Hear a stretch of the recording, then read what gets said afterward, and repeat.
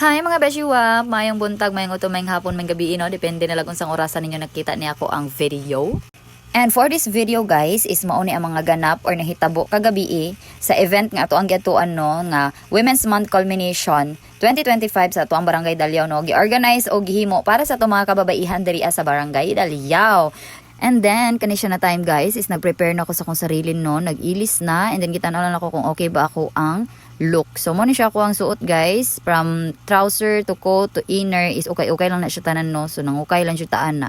So, muratag CEO dira guys, so mo na ni ang final look na to, nagsariling makeup lang ta dira og nagkulot. Muratag CEO nga walay business, o, di ba? So, pag-abot na ko diri guys, nabasa ang inyong Disney Princess kay perting kusuga sa ulan. So, naabtan tag ulan, pero padayon gyapon laban gyapon ta dira.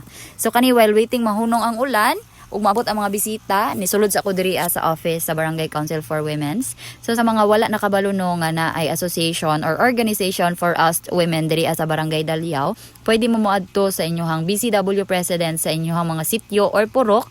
Kay I think more than 22 or 23 ka mga purok or sityo ang apil sa ato ang association diri sa Barangay Council for Women's diri sa Daliao.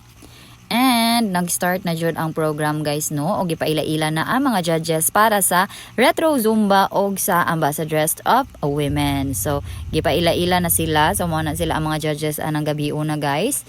Ug makahappy lang pud no nga kanang ginatagaan na jud og recognition or bili ang mga kababaihan sa ato ang society. Kay we all know na ang mindset sa uban kay once na babae ka is babae lang jud ka. Once na inahan ka is inahan ra ka na ara ka sa balay, pero dili guys.